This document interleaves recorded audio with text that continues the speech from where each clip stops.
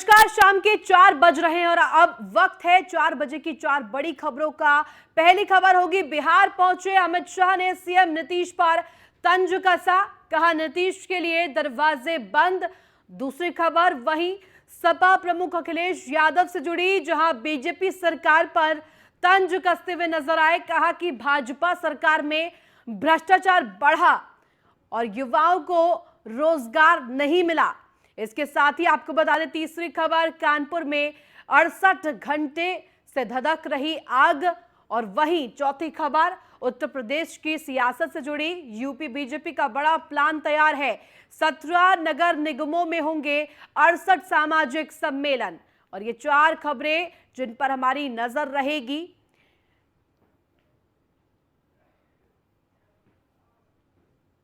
वहीं बिहार नवादा में गृह मंत्री अमित शाह का बयान सामने आया। एनडीए के साथ नीतीश का रिश्ता हमेशा हमेशा के लिए खत्म। बिहार की सभी 40 सीटों पर कमल खिलेगा, सीधे तौर पर यह बोलते हुए नजर आए अमित शाह। बीजेपी सरकार में सभी का विकास हुआ है और अब आगे भी इसी का मार्ग प्रशस्त होगा। बिहार की सभी 40 सीटों पर कमल खिलेगा। एनडीए के साथ नीतीश का रिश्ता हमेशा हमेशा के लिए खत्म हुआ है और आज का दिन और आने वाले दिनों में कभी भी नीतीश के साथ सांठगांठ नहीं होगी बीजेपी की। बिहार के नवादा से गृह मंत्री अमित शाह हुंकार भरते हुए दिखाई दिए। बड़ी बात कही, बिहार की सभी 40 सीटों पर कमल खिलेगा और बीजेपी सरकार में सभी का संपूर्ण विकास हुआ है। केंद्रीय गृह मंत्री अमित शाह ने यह बड़ी बात कही है। बिहार के नवादा में संबोधित करते हुए बड़ी बात कही है।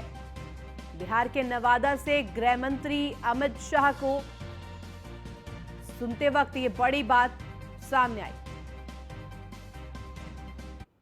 मैं आज नीतीश बाबू को पूछना चाहता हूं, नीतीश बाबू, आपके जीवन में आपने कई पार्टियां बदली हैं, कई लोगों को धोखा दिया है, मगर एक बार जिस यूपीए में आप गए हो, लालू प्रसाद जी के साथ गए हो, इसने बिहार को क्या दिया बताइए। 2009 से 14 में बिहार को सिर्फ 50,000 करोड़ रुपया केंद्र ने दिया था। मैं आज नीतीश और इस खबर पर ज्यादा जानकारी के साथ ब्यूरो चीफ मनोज कुमार हमारे साथ जुड़ गए हैं। मनोज, जिस तरह से हुंकार भरते हुए दिखाई दिए हैं केंद्रीय गृह मंत्री अमित शाह, नवादा से तस्वीरें सामने आई, क्या कुछ कहा उन्होंने? इस पर विशेष तौर पर नजर गई सभी की। उन्होंने सीधे तौर पर यह कहा कि अब तमाम 40 सीटों पर कमल खिलेगा। देखा जाए कि जिस प्रकार आज गृह मंत्री अमित शाह का नवादा में आज जो रैली थी और उसमें काफी उत्साहित से भाजपा के लोग, उन्होंने यहाँ तक कि भाषण के क्रम में यह भी बोला कि 40 के 40 सीट बिहार के जो होंगे इसमें कमल खिलेंगे और आज के बाद कभी भी एनडीए के साथ हम लोगों का रिश्ता नहीं रहेगा। और क्यों ना आने वाले समय में नीतीश कुमार कभी भी एनडीए की तरफ आना भी चाहे, भाजपा की तरफ आना चाहे, तो उनके साथ हम लोगों का संबंध नहीं रहेगा। उन्होंने ये भी कहा कि आरजेडी के साथ जब भी उनके गठबंधन रहती है, उस समय कहीं ना कहीं देखा जाता है तो बिहार गर्क में जाती है, पीछे होती जाती है। और जितने साल संबंध आरजेडी के साथ रहता है जदयू का, उतने दिन बिहार पीछे बढ़ती जाती है और विकास के नाम पे सिर्फ एक कलंक सा दिखता है। और इन्होंने ये भी कह डाला कि भाषण के क्रम में 2009 से लेकर 14 तक में करोड़ों रुपया केंद्र से दिया गया, उसके बावजूद भी विकास के नाम पर बिहार में क्या है वो देखा जा सकता है। तो देखिए, जो स्थितियां बनती जा रही है बिहार में, अभी बिहार में जो लगातार जो संप्रायित अभी जो दंगे चल रहे हैं, अभी पूरी बिहार के प्रत्येक जिला में कहीं ना कहीं कुछ ना कुछ हो रहा है, इस पर भी उन्होंने बोला। और कल भी इनका प्रोग्राम था, उसे उन्होंने रद्द करते हुए आज नवादा के लिए वहां प्रोग्राम बनाया और नवादा में जाकर जो राजनीतिक दाव पेच को लेकर और यहाँ पे जो अपने पार्टी के कार्यकर्ताओं से लेकर पार्टी के बड़े लोगों तक का उन्होंने जो आज जोश देने का काम किया कि चुनाव की तैयारी को लेकर भी उन्होंने कुछ दिशा निर्देश दिया। ठीक है, बहुत शुक्रिया तमाम जानकारी के लिए मनोज। वहीं निकाय चुनाव को लेकर यूपी बीजेपी का बड़ा ऐलान देखने को मिला है। बड़ा प्लान तैयार किया गया है। आपको बता दें कि 17 नगर निगमों में होंगे 68 सामाजिक सम्मेलन। आपको बता दें कि शीर्ष नेतृत्व के साथ केंद्रीय मंत्री और यूपी के मंत्री इसमें शामिल होंगे। बड़ी खबर आपको बता रहे, दलित और ओबीसी वोट बैंक को साधने की तैयारी बीजेपी की इस वक्त दिखाई दे रही है। 7 से 9 अप्रैल के बीच सामाजिक सम्मेलन होंगे और लगातार काम कर रही है बीजेपी। इसी क्रम में 17 निगमों में सामाजिक सम्मेलन होंगे और सामाजिक सम्मेलनों की संख्या अगर हम बात करें तो 68 सम्मेलन किए जाएंगे 7 से 9 अप्रैल के बीच में। और ऐसे में सामाजिक सम्मेलन के जरिए जनता तक अपनी पैठ मजबूत कराने का प्लान तैयार कर लिया गया है बीजेपी की तरफ से। 17 नगर निगमों में 68 सामाजिक सम्मेलन बीजेपी करने की तैयारी में और मास्टर प्लान तैयार कर लिया है, क्योंकि आगामी निकाय चुनाव में किस तरह से बीजेपी अपने वोट बैंक को कहा जा सकता है और अपने बूथ स्तर पर पार्टी को किस तरह से मजबूती दिलाएगी, इसको लेकर तमाम विचार विमर्श किया जा रहा है। तैयारियां की जा रही है बीजेपी की तरफ से और निकाय चुनाव को लेकर यह बड़ी अपडेट भी सामने आई है, जहां यूपी बीजेपी का बड़ा मास्टर प्लान देखने को मिला है। 17 नगर निगमों में 68 सामाजिक सम्मेलन होंगे। शीर्ष नेतृत्व के साथ केंद्रीय मंत्री और यूपी के मंत्री शामिल होंगे। सबसे बड़ी बात, क्योंकि निकाय चुनाव में जिस तरह से देरी हो रही थी, लगातार टाला जा रहा था निकाय चुनाव को, ओबीसी आरक्षण को लेकर जिस तरह से स्थिति उत्पन्न हुई उत्तर प्रदेश में, और अब क्योंकि आरक्षण सूची सामने आ गई है और तमाम वर्गों को साधने का प्रयास बीजेपी का रहेगा। दलित और ओबीसी वोट बैंक को भी साधने की तैयारी बीजेपी की। 7 से 9 अप्रैल के बीच सामाजिक सम्मेलन होंगे।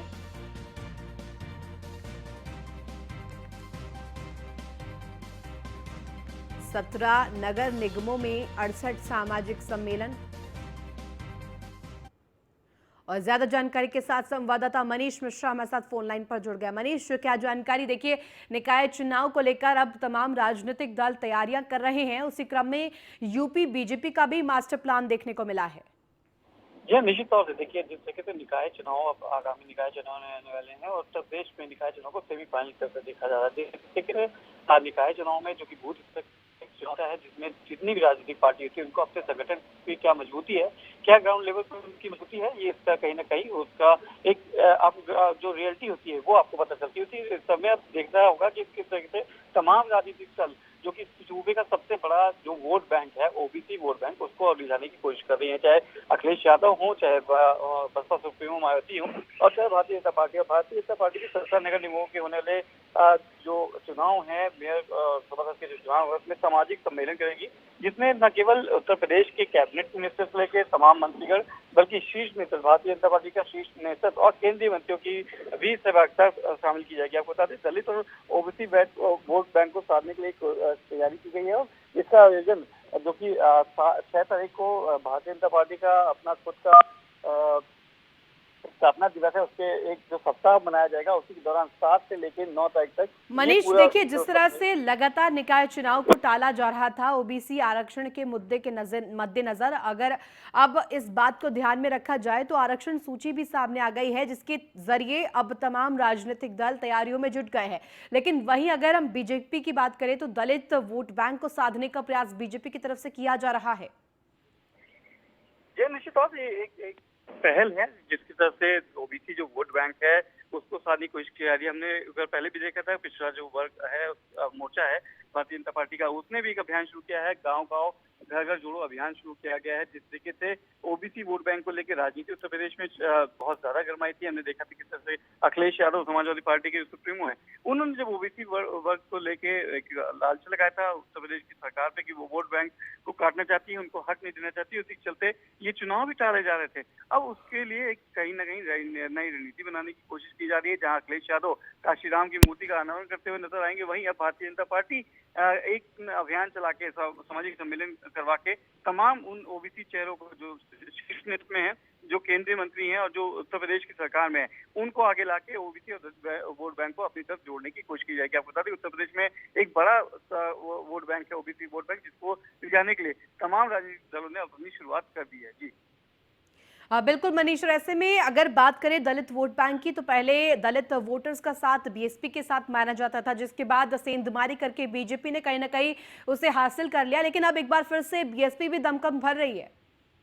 निश्चित तौर से देखिए, भारतीय जनता पार्टी हो चाहे बहुजन समाज पार्टी हो, पहले बहुजन समाज पार्टी जिक्र किया कि पहले कहीं ना कहीं एक वोट बैंक उनकी तरफ जाता था। 27% का वोट बैंक एक बड़ा वोट बैंक माना जाता है, जो सीधे सीधे कहीं ना कहीं बसपा सुप्रीमो के पास था।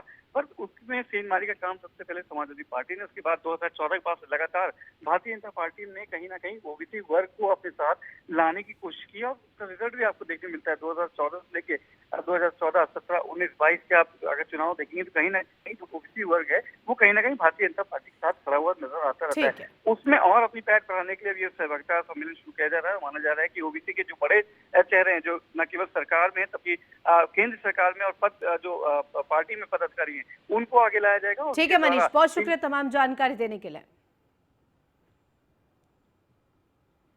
और बड़ी खबर फिरोजाबाद से आपको बता दें, निजी कार्यक्रम में शिकोहाबाद पहुंचे अखिलेश यादव। सपा अध्यक्ष अखिलेश यादव बीजेपी पर तंज कसते हुए नजर आए हैं। बीजेपी सरकार में भ्रष्टाचार बढ़ा है, सीधे तौर पर यह बड़ी बात कही है। सपा अध्यक्ष अखिलेश यादव ने कहा कि अखिलेश यादव जिस तरह से पहुंचे थे दौरे पर और इस दौरान तंज कसते हुए बीजेपी पर नजर आए। बीजेपी सरकार में किसानों को कोई लाभ नहीं। सपा अध्यक्ष अखिलेश यादव ने तंज कसते हुए ये बात कही है। किसानों का आलू नहीं खरीदा गया, किसानों को भारी मात्रा में नुकसान हुआ। बीजेपी सरकार में बेरोजगारी बढ़ी है, युवाओं को रोजगार नहीं मिला है। सपा अपने गठबंधन के साथियों के साथ निकाय चुनाव लड़ेगी और आगे सरकार बनाकर जनता के लिए काम करेगी। बड़ी बात कही है सपा अध्यक्ष अखिलेश यादव ने।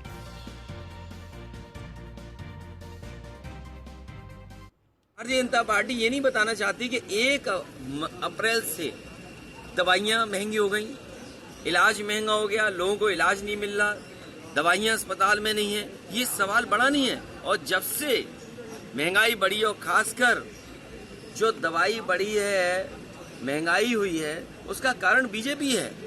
जब से बीजेपी की सरकार आई है, कैंसर ज्यादा हो गया, हार्ट अटैक ज्यादा हो गया, लोगों को डायबिटीज ज्यादा हो गई। ये राजनीतिक कारण तो है ही है, और आर्थिक कारण ये भी है कि डिमांड सप्लाई का जो मामला है कि मान लीजिए बाजार में किसी दवाई की कमी पड़ गई, अपने आप बाजार बढ़ा लिया। याद कीजिए कोरोना के समय पर ब्लैक हुई दवाइयां। तो भारतीय जनता पार्टी जब से आई है तब से दवाइयां भी महंगी हो गई। भारतीय जनता पार्टी ये नहीं बताना चाहती कि 1 अप्रैल से दवाइयां।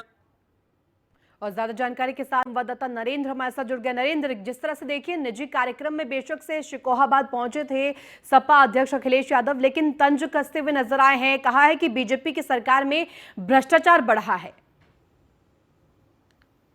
देखिए, अखिलेश यादव आज एक निजी कार्यक्रम में जो शादी समारोह था उसमें दस्तक देने आए थे, मगर कहीं ना कहीं अखिलेश यादव ने सरकार पर निशाना साधा है और सरकार को आड़े हाथ लिया है, क्योंकि उनकी जो बातें हैं, मीडिया से मिले और रूबरू हुए, मीडिया को सारी बातें बताई, मीडिया से मिलकर जो अपने सुख दुख की बातें थी वो भी बताई। 100 दिन पूरे होने के बाद जो अपना बीजेपी का एजेंडा था उसको भी उन्होंने बताया।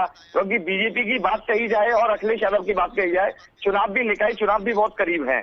अगर निकाय चुनाव की हम बात करते हैं तो अखिलेश यादव से हमने प्रश्न पूछा था तो उनका जवाब ये था कि इस बार निकाय चुनाव में हम बहुत अच्छी बहुमत देंगे और बीजेपी को मुंह तोड़ जवाब भी देंगे। और कहीं ना कहीं महंगाई की बात की जाए तो अखिलेश यादव कहीं ना कहीं नाराज दिखाई दिए। रोजगार के प्रति जो युवा है वो बेरोजगार दिखाई दे रहा है। तो अखिलेश यादव का रोजगार जो आज था वो कहीं ना कहीं उन्हें 100 दिन बीजेपी के बेकार दिखाई दिए।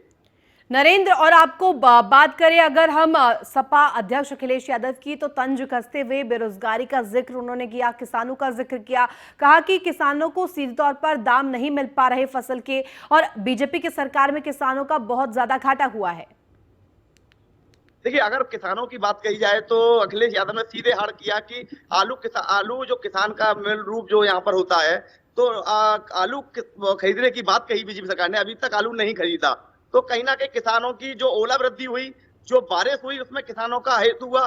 तो सरकार ने अभी तक क्या किया? तो कहीं ना कहीं अखिलेश यादव ने सरकार किसानों की बात कहते हुए भी सरकार को सीधा निशाना साधा है, क्योंकि जो सरकार है वो किसानों के लिए अभी क्या किया क्या नहीं किया, ये अपनी उपलब्धियां बताएं, क्योंकि सारी बातें विपक्ष में है सरकार में अखिलेश यादव। तो कहीं ना कहीं बीजेपी उन्होंने बहुत सारा साधा। ठीक है, बहुत शुक्रिया तमाम जानकारी के लिए नरेंद्र। और बड़ी खबर आपको बता दें बाराबंकी से, जहां बाराबंकी एक निजी कार्यक्रम में पहुंचे सपा राष्ट्रीय महासचिव शिवपाल ने राहुल गांधी की लोकसभा सदस्यता रद्द होने पर अपनी प्रतिक्रिया दी। उन्होंने कहा कि जिस तरह से बीजेपी विपक्ष को खत्म करने का प्रयास कर रही है, खत्म करना चाहती है, जब समाजवादी आएगी तभी राम राज्य आएगा। वहीं 2024 लोकसभा चुनाव को लेकर शिवपाल सिंह यादव ने कहा कि सपा अपने संगठन को और अधिक मजबूत करके बीजेपी को हराने का काम करेगी। आगे उन्होंने कहा कि यूपी से हारने के बाद फिर हिंदुस्तान में बीजेपी नहीं आ सकती।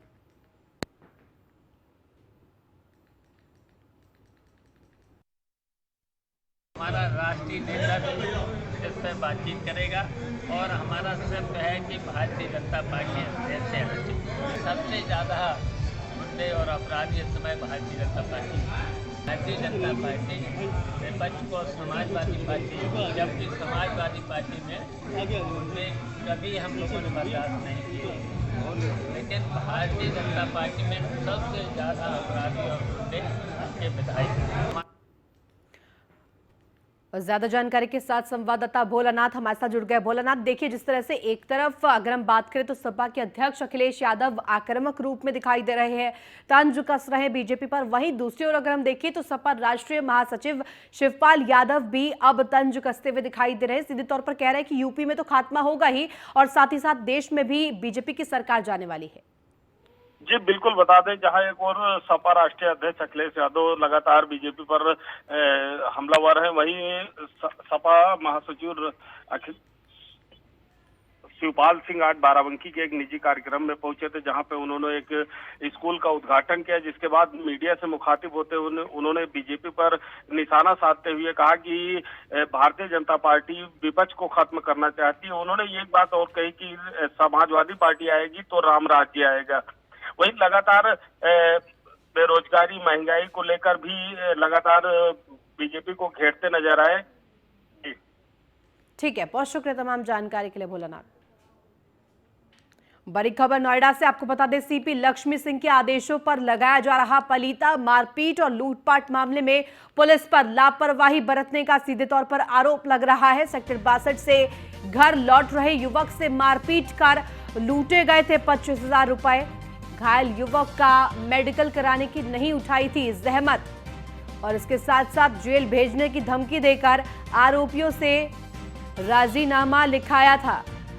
पीड़ित युवक मुकेश मिश्रा बिहार का रहने वाला और युवक ने वीडियो जारी करके लगाई थी न्याय की गुहार। जारी वीडियो के बाद लूट की धाराओं में एफआईआर दर्ज की गई थी। एक आरोपी का शांति भंग करने के आरोप में शांति भंग की धाराओं में चालान किया गया है।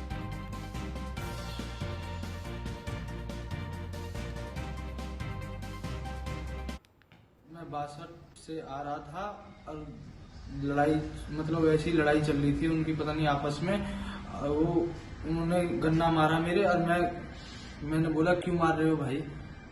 इसी बात पे 10 जन 15 आदमी थे, उन्होंने मेरे साथ ये मारा, सर ये मारा, फिर मुझे वो आ गए थे, पुलिस वाले आ गए थे सर। मेरी तरफ से 25,000 रुपया आगे वाले जेब में रखे हुए थे सर, 25,000 रुपये निकाल।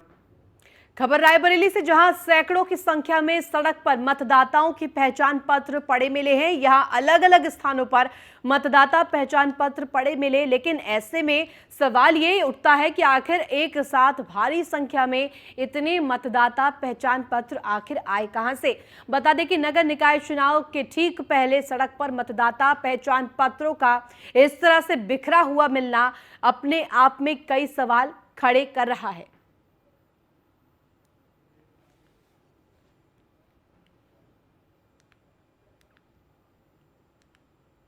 खबर बागपत से है, जहां 3 शिक्षिकाओं को स्कूल के कार्यालय में बंधक बनाने का वीडियो वायरल हुआ है। आपको बता दें, दरअसल बिनौली क्षेत्र के प्राथमिक विद्यालय नंबर 1 में इंचार्ज अध्यापक ने 3 शिक्षिकाओं को कार्यालय में बंधक बनाने का वीडियो सोशल मीडिया पर वायरल हो रहा है। मामले में पीड़ित शिक्षिकाओं ने थाने में तहरीर दी और शिक्षा विभाग के उच्च अधिकारियों से शिकायत की है, जिसके बाद पुलिस मामले की जांच पड़ताल कर रही है।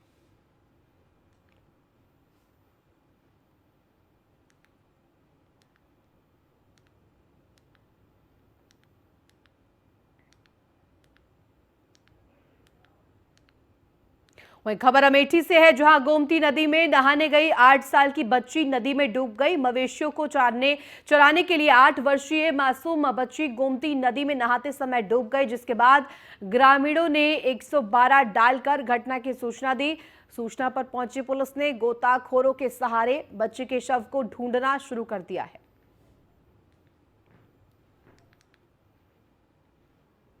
मवेशियों को चराने 8 वर्षीय बच्ची नदी के किनारे गई और नदी में नहाने लगी, जिसके कारण नदी में वो डूब गई। जी हाँ, हम आपको बता दें कि ये पूरा मामला मुसाफिर खाना कोतवाली क्षेत्र के नारा अढ़नपुर ग्राम सभा से जुड़ा है, जहाँ की नारा अढ़नपुर ग्राम सभा में जो है पूरे जबर का पुरवा है, गोमती नदी के किनारे के पास बसा हुआ है। और वहीं से मनोराम की 8 वर्षीय नाबालिग मासूम बच्ची जो है गोमती नदी के किनारे अपने मवेशियों को चराने गई थी और वहीं वो नदी में नहाने लगी और नदी में नहाते समय उसके पैर फिसल गए और वो नदी में डूब गई। फिलहाल ग्रामीणों ने डायल 112 को सूचना दिया और मौके पर पुलिस पहुंची और गोताखोरों को लेकर के बच्ची के शव को ढूंढने का लगातार। भैंस चराने के लिए आई थी तो यहाँ अपना नहर ही थी और साथ में इसका भाई भी था, एक लड़की गांव का भी था। तो ये दोनों नहा रहे थे तो वहाँ से कैसे हुआ कि पैर खिसक गया और वो भागी, लेकिन गहराई के अनुसार वो पानी में चली गई जाता। कई बच्चे आपस में जो है भैंस चरा रहे थे, उसी में पानी पीने के लिए जो साइड में आई, उसको पता तो था नहीं, 8-9 साल की बच्ची थी और उस साइड से सरक गया पैर उसका, जो है चली गई। चरावे और हैं उनका रोकत रहे हैं जाओ नदी में, फिर चली गई नहात रही, वहीं से डूबी। खबर बिजनौर से है, जहां गांव की आबादी के नजदीक गुलदार का जोड़ा दिखा, जिसका स्थानीय लोगों ने वीडियो बना लिया। वहीं गुलदार के जोड़े का ये वीडियो सोशल मीडिया पर तेजी से वायरल हो रहा है। आपको बता दें कि वीडियो वन विभाग के संज्ञान में आने के बाद ही एक टीम गुलदार के जोड़े को पकड़ने के लिए रवाना हो चुकी है और ये आपको वीडियो भी दिखा रहे हैं। गुलदार का जोड़ा मिला, जिसके बाद स्थानीय लोगों ने ये वीडियो बनाकर सोशल मीडिया पर डाला, जो कि अब काफी वायरल हो रहा है।